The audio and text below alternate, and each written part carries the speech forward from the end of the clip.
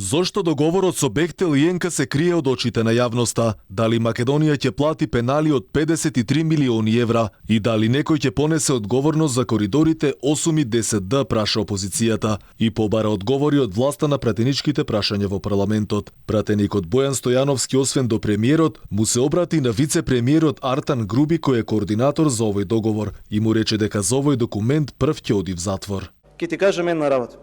Ти ќе бидеш првиот што ќе иде во затвор. Кога заштитените бели мечки од твојата криминална клика ќе треба да бидат повикани на одговорност. Кој и зошто предложил законско решение да поднесе закон кој што е спротивно на одлука на Уставен суд и при тоа свесно се согласил да плати големи казни.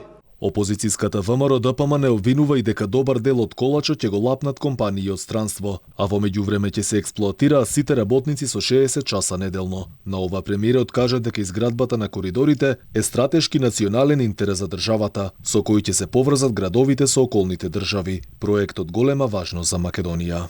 Изградбата на коридорот 8 и коридорот 10Д е стратешки проект од национален интерес за државата. За прв пат како држава се поврзуваме кон запад и исток, што никогаш не било случено до сега, бидејќи до сега имаме поврзување само север и југ, на кој што само неколку фирми држаа монопол на транспортот и на Солунското пристаниште.